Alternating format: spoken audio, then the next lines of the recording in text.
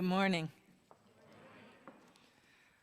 Holy is this time we have together. Precious, the gathering of our lives. Come bring yourselves to this moment, to this community, to the gift of life we are given. Let us open our hearts and live in our spirit and embrace our wonder. It's good to be together. Let's sing hymn number 22 in the gray hymnal, Dear Weaver of Our Lives Design. Please rise as you are able in body and or spirit.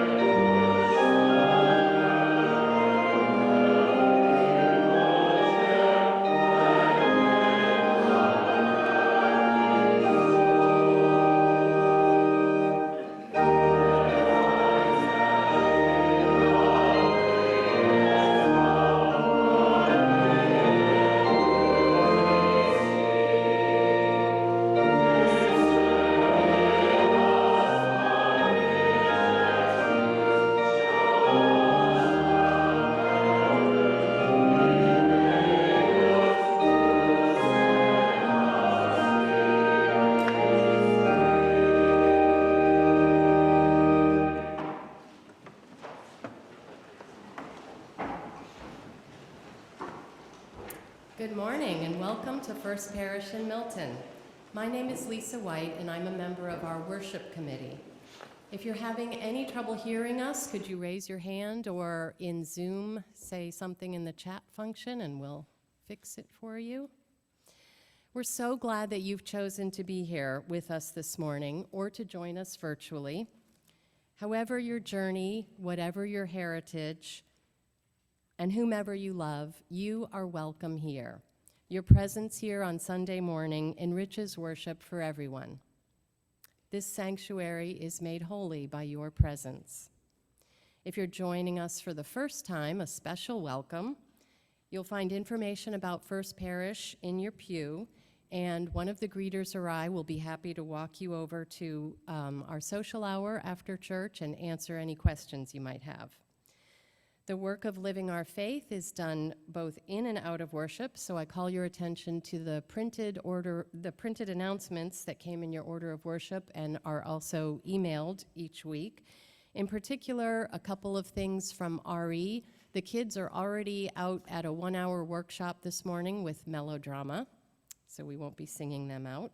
And there's also no youth group today. There's going to be a follow-up on email about that. Also, what's today? Chocolate auction. Please join us in the parish hall after church. There are already a ton of really yummy looking things in there, and it's a great fundraiser for our community, so please come. Now let's take a few moments to greet one another and extend a warm welcome to old friends and new. And if you're on Zoom, if you could go to the gallery function and say hello to others zooming in.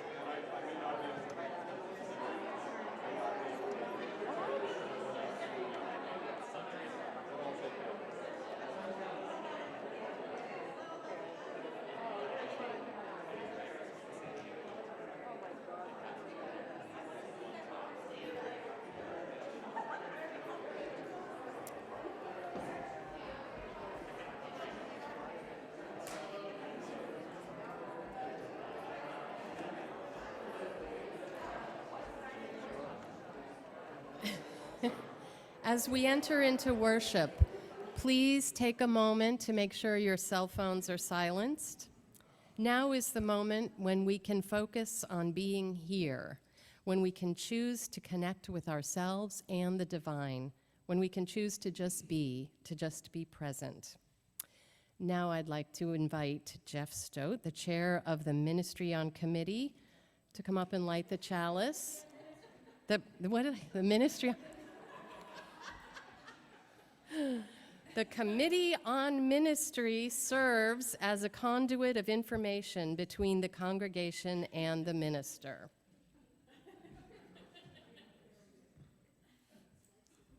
I got distracted making sure I pronounced the last name correctly.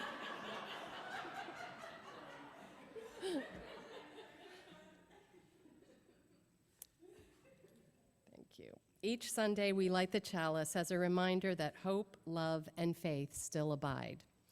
Now, please join me in the call to worship. The text is found on the laminated card in your pew rack, which actually I forgot to say during the announcements. You'll notice, if you haven't been here for a while, that we're using smaller orders of worship to save paper, and so all of the things that we say each week are on this laminated card. Come, let us gather together. We gather to celebrate the sacred within and among us.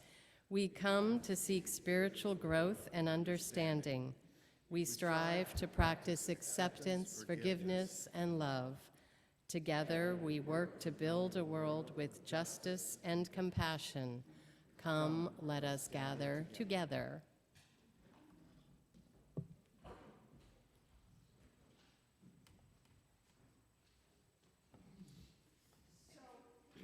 This morning, we're going to try and do something where we're going to tell a story together with word and song. So I want to ask you to get out your teal hymnal and turn to hymn number 1007. And what we're going to do is Lisa will read part of the story, and then we will intermingle it with a verse of the hymn. This is a pretty familiar hymn for you all. So you'll just sing the first verse and the second verse and the third verse. And then at the end of the third verse is that lovely coda where you repeat. Flowing in my soul. There's a river flowing in my soul. So does that make sense, anybody? All right, let's give it a go. And please remain seated so that we can just, flow with this. This is by Barry Lopez from Wisdom Tales. Once upon a time, before there were any people walking around in this valley, there were bears. They had an agreement with the salmon. The salmon would come upriver every autumn, and the bears would acknowledge this and take what they needed. This is the way it was with everything. Everyone lived by certain agreements and courtesies. But the salmon and the bears had made no agreement with the river. It had been overlooked. No one thought it was even necessary. Well, it was.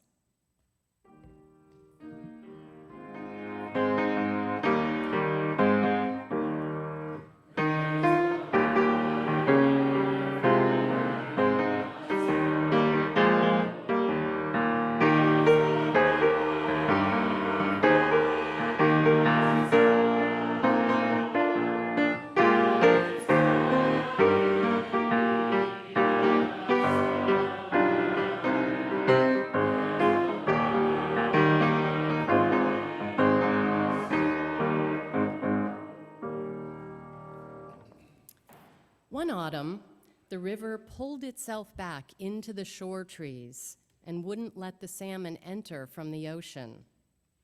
Whenever they would try, the river would pull back and leave the salmon stranded on the beach. There was a lot of argument, a lot of talk. Finally, the river let the salmon enter. But when the salmon got up into this country where the bears lived, The river began to run in two directions at once, north on one side, south on the other, roaring, heaving white water and rolling big boulders up on the banks. Then the river was suddenly still. The salmon were afraid to move. The bears were standing behind the trees, looking out. The river said in the middle of all this silence that there had to be an agreement. No one could just do something, whatever they wanted. You couldn't just take something for granted.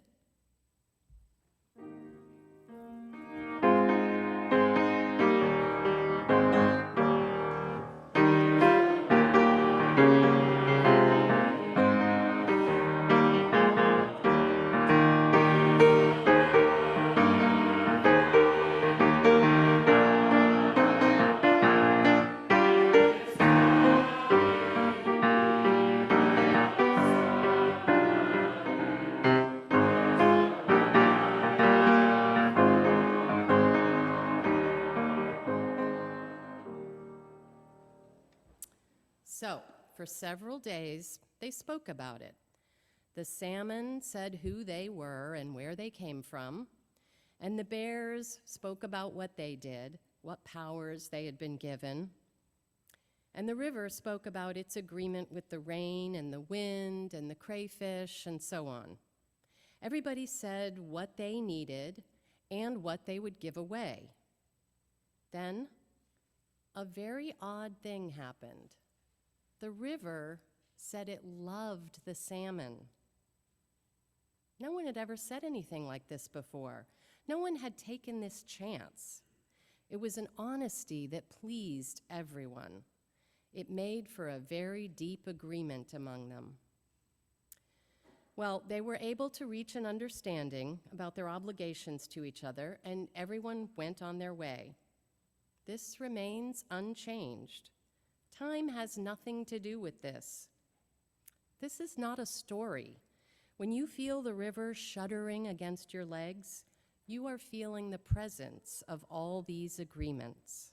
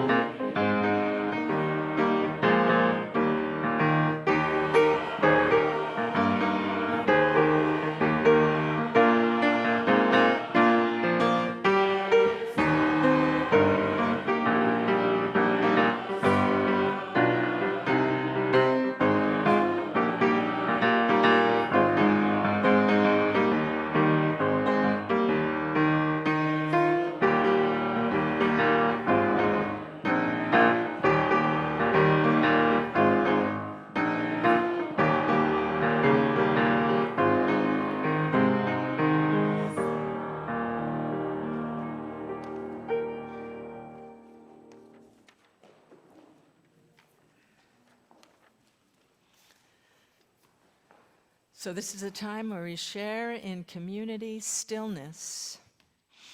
Let the river of your breath go in and out. Let your breath breathe you. Let your relaxation maybe flow away all the stuff that's crowding your brain right now, just for a little bit in this community.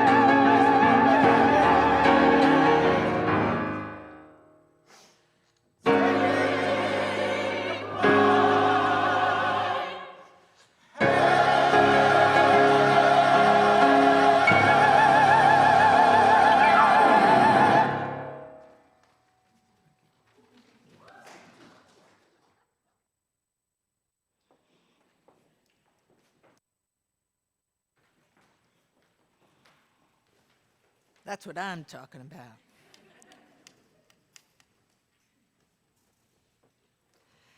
Two young cooks were preparing recipes that required using the one remaining orange left in the kitchen.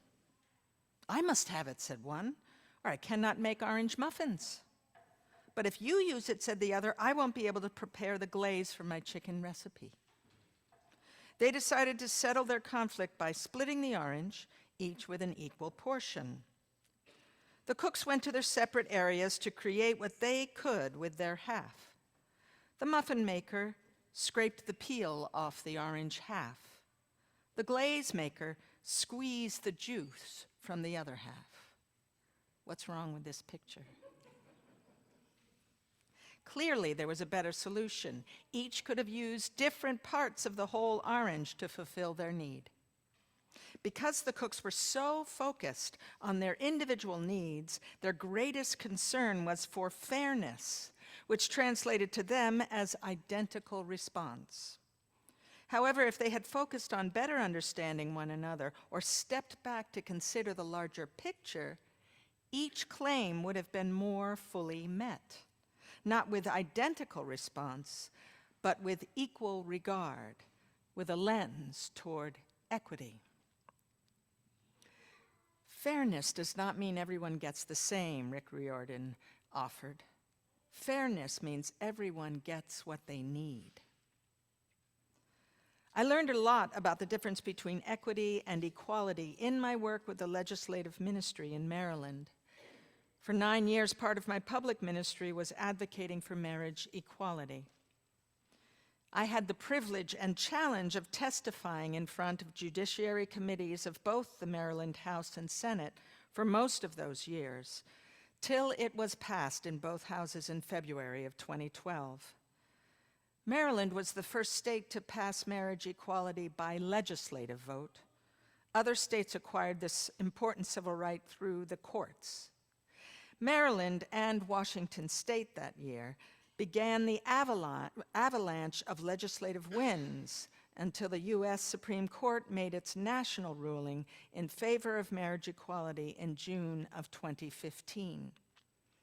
Of course, it must be mentioned that Massachusetts made the first huge step when the Massachusetts Supreme Court required Massachusetts to legally recognize same-sex marriage in 2003.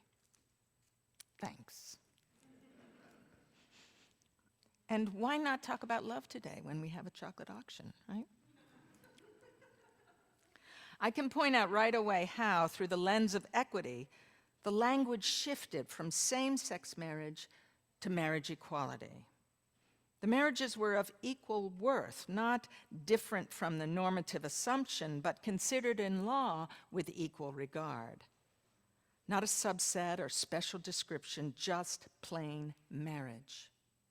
That took years. I remember early in my advocacy how I wondered aloud whether it would be easier to go the route of Vermont and other states to advocate for civil unions.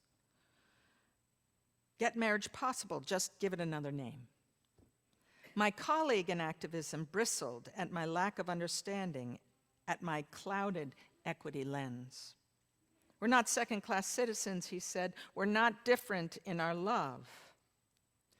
It was a simple moment that shifted my understanding. I learned there were practical reasons not to push civil unions as well. There's a term known as comity in law, which means that jurisdictions like states would have to respect another state's laws, not through obligation, but by agreement or deference. So civil unions would not necessarily be recognized in other states. Same-sex couples would have to remain residents of a state that allowed for civil unions. This does not rise to the level of a civil right. But more to the point, to create a set-aside category away from what is considered the norm keeps those seeking the rights and responsibilities of marriage apart in civil society, without equal regard. When you testify in front of a legislative committee, You're one amongst many who come to give a point of view or interpret a point of law or include a perspective that may move the lawmakers to work towards creating or changing a law. You get 2 to 3 minutes, even sometimes 1 minute if the roster of speakers is long. Sometimes we'd all be there till 10 a.m. at night. Through the years, we could see the understanding of equity increase as more and more personal testimonies were heard, including differing religious interpretations that slowly melted away the assumption that religion was against marriage equality. And of course, there were entrenched positions. There were legislators who heard testimonies year after year and would simply gloss over them, sure that what they believe their faith tells them to believe on this issue is how they should vote, regardless of countless ministers, priests, nuns, and rabbis who passionately agreed for equality under the law. So how can equity work in a diverse, opinionated democracy? How do we sort out the confusions and understand the quagmire of postures, the dissonance within the dialogue?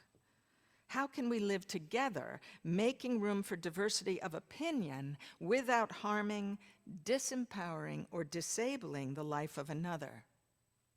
What is the practice, the dance of equal regard? What is the lens of equity? Claiming the equal worth of each individual is a leap of faith. It's also a primary practice of Unitarian Universalism.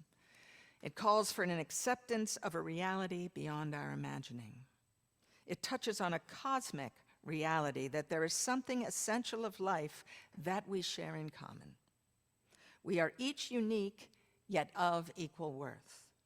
We are wise in our particularity and are cosmically welcomed to live fully with and for each other. Our second principle affirms justice, equity, and compassion in human relations. It's an affirmation that supports the goal of world community with peace, liberty, and justice for all, which is our sixth principle. This year, as I have shared, the board of the Unitarian Universalist Association has called all congregations to discern a new way of expressing our values, to formally describe who we are and why we are in the spirit of a living faith responding to the times we are in. This calls for revised bylaws, which center specifically on Article 2, which presently lists our principles and purposes. We will be offering small group discussions and circle suppers to continue discussing the proposed changes. One part of the proposal is to state 7 values to support and practice beloved community. These values integrate our principles and purposes in new language and emphasis.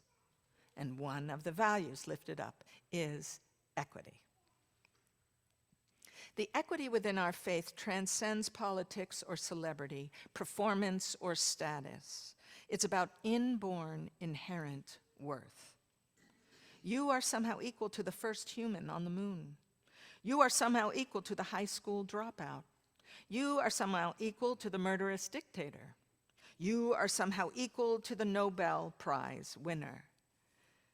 It is that essence that is beyond our comprehension, yet in our sacred knowing. It is that essence that can bring us to a sense of unity, spaciousness, and abundance in our being together. We do not need to compete. We do not need to compare. We need to thrive with one another. One of the historical assumptions in political and religious spheres is that equality should be based on everyone being the same. The standard of definition was measured by those in power. Systems of thought would then become the norm that determined value in a society, and equality was then available to those who assimilated. This is how the power dynamics of racism, sexism, ageism, ableism, all the discriminations that we witness, adhere to, or suffer from come about. It's about the domination of a quality of being, deeming all other ways of being as unequal, as inferior, even dangerous.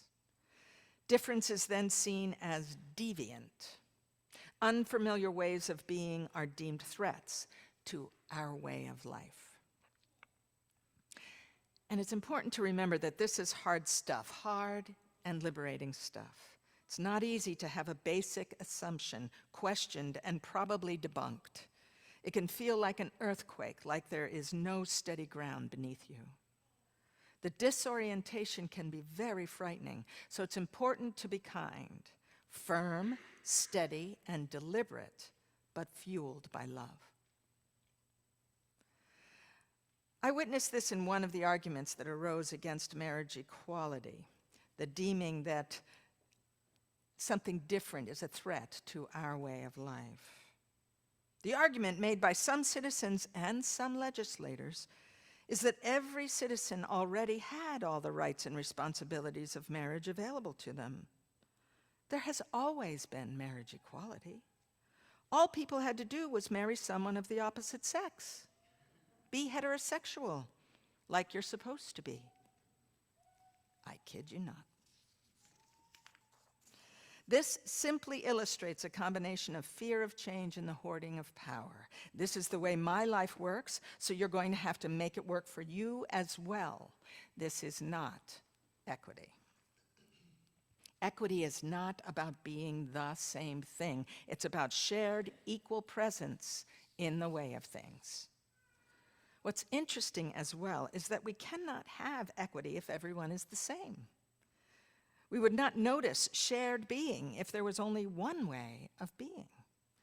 We would not be compelled to participate in the whole if we were all alike. The energy of equity within our faith principles is the energy of engagement of difference to bring ourselves to a more expansive understanding and experience of life's worth. Just look at nature and give in to the glory of it. Unity and diversity is our beloved community. Few people who believe in freedom disagree with the concept of equity. What causes the disagreements are the underlying assumptions of acceptable reality. People can be talking about two different realities while using the same word. We see this most readily when talking about God, for example. No one knows what the other means really when that word is used. We make assumptions from our own experiences and our own perspectives. So when we are at an impasse in the advocacy for equity, we need to find out the determining assumption, the center from which all definition flows. The Unitarian Universalist Association coined a phrase several years ago that claims the center of our assumptions: side with love, or standing on the side with love. At first, the phrase was standing on the side of love, but through discernment and responses, the pull of equity transformed the name and sensibility to side with love. The proclamation of stand alienated those who were unable to stand, and promoting the idea of a side of love misdirected the deep affirmation of ever-available love. Siding with love is a choice of seeing and being instead of a competitive stance, which standing on the side of love implied. The work of equity and radical inclusiveness can be frustrating because of our infinite particularities, but it is more about an embrace than a definition, a welcome rather than a distinction, an ability to not have to know it all and yet find love therein. The lens of equity calls for a fierce welcome of love. This fierce welcome contains a humility in it, for we cannot control nor fully capture its universal presence. We're not in charge of the unfolding of the universe. We are not in charge of love. I learned this more deeply when the legislators would argue God's law in opposing marriage equality. Unitarian Universalists celebrate creation. We don't define it. We are humbled by creation. Who are we to have claim over its myriad beauties and affirmations? Who are we to say how one is cosmically invited to fully live? Some of you know the story of when I first preached a sermon when I was serving in Hollis, Queens, around 30 years ago now. It was close to Thanksgiving, entitled, "Love is a Many-Gendered Thing." After the service, we had an open dialogue. It was a spirited discussion, one that led a congregant to stand and say, "It's all right if they are gay, but I don't want them teaching my children." This was in a Unitarian Universalist church. At that point, a visitor who had clearly come to hear this sermon stood. He was visibly shaken, but chose to speak to this room full of strangers. "My family will not let me come to Thanksgiving dinner because I am gay. They don't want me to influence my nieces and nephews. They have heterosexual parents, heterosexual grandparents, heterosexual aunts and uncles, but they think that the presence of one gay uncle is going to endanger them."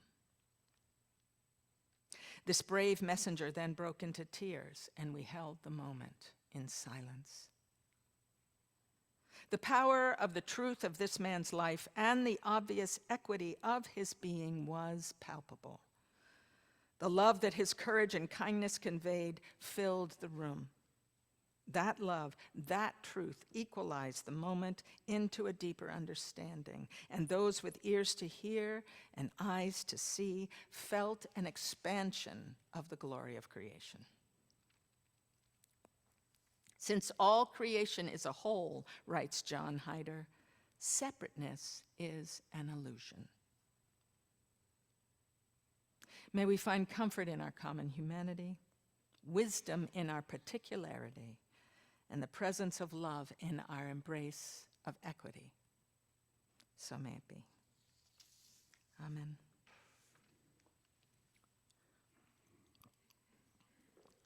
Let's sing together hymn number 139 in the gray hymnal. "Wonders still the world shall witness."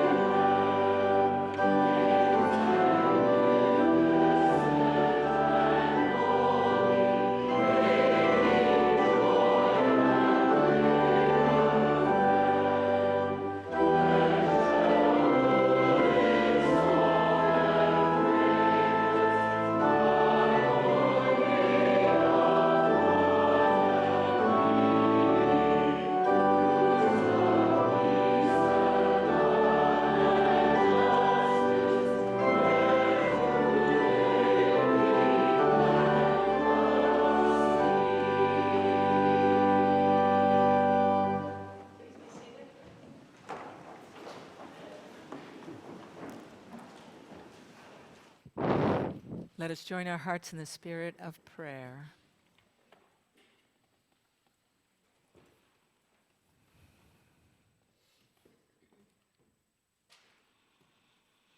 God of all naming, holy being of all presence, come into our awareness, uphold our living, and guide us from within and with one another to a way of seeing and being that includes the whole glory of creation. Thank you for every encounter that teaches. Thank you for any courage to speak truth. Thank you for all the ways that community upholds us and finds us whole. We have local prayers today. Deborah Larson Venable lifts up a prayer for our dear friend Dan O'Connor. He died. He will be deeply missed. Let us hold love around those who know Dan and those who grieve his passing. Teresa Cochran lifts up prayers for aging parents and family disconnection. May there be a wisdom that comes in to bind a sense of love together. Cynthia Guys thanks everyone for support during the surgery. Last week, Leah is healing. May strength and ease come her way. And Mark Ostrom lifts up prayers for Walt Hagenbuch. He's at home and is ill. Strength and ease and love surround him.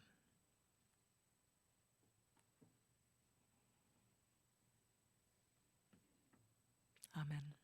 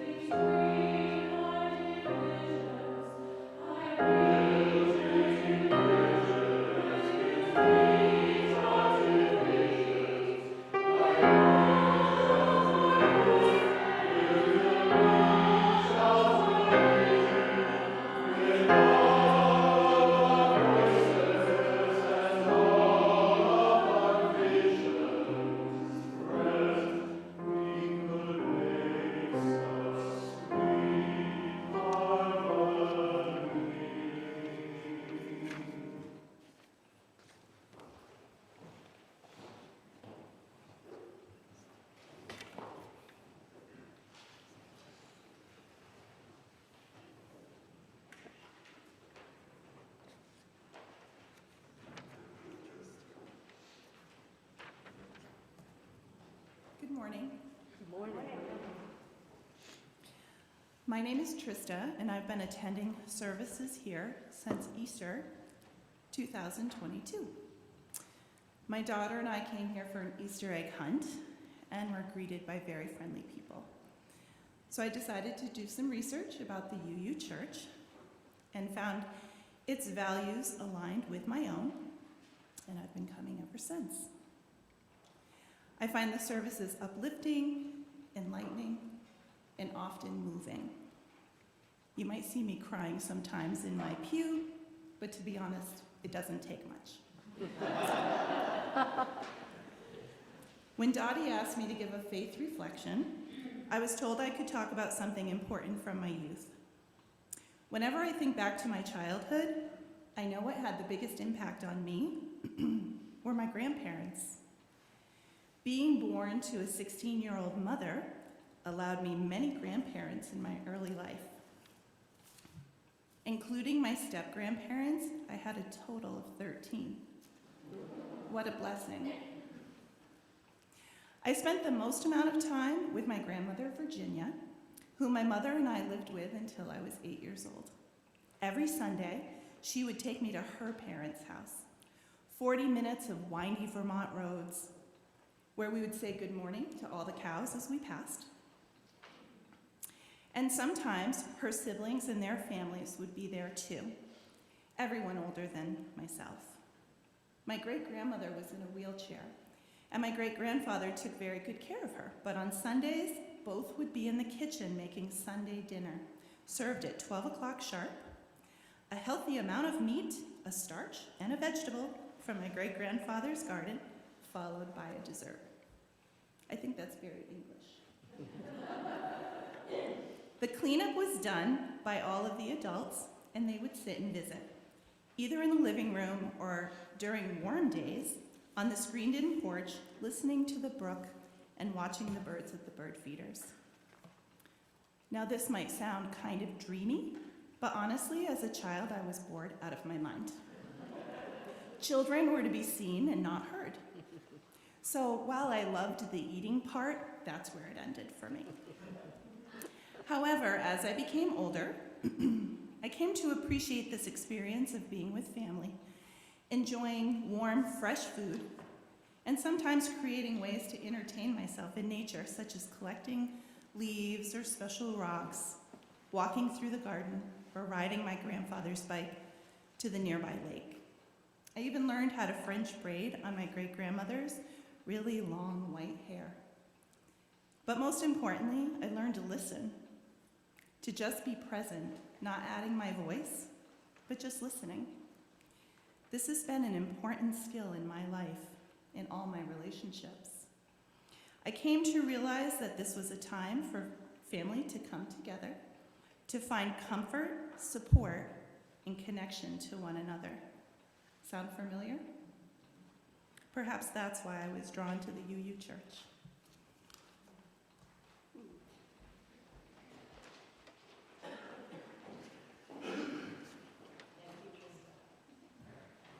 Today's offering is dedicated to the services and ministry of First Parish. To give, follow the instructions that are on the laminated card in your pew rack or on the Zoom screen.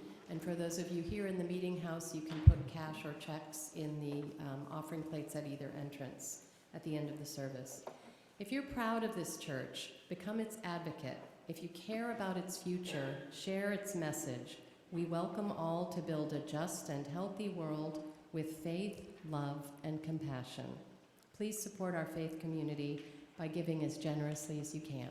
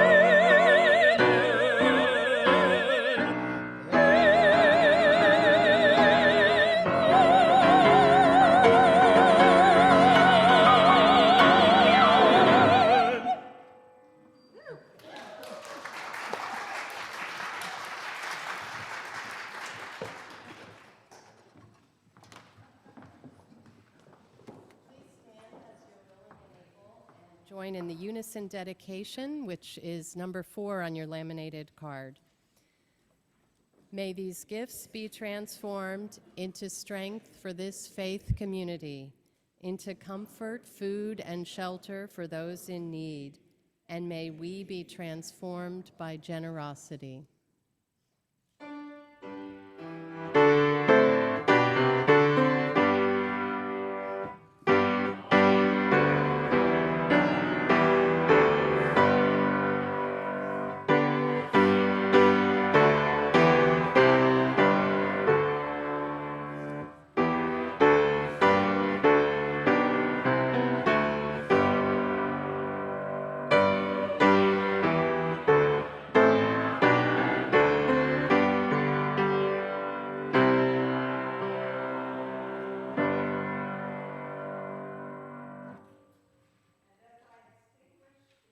Flame, may the flame of our faith burn deep and wide within us.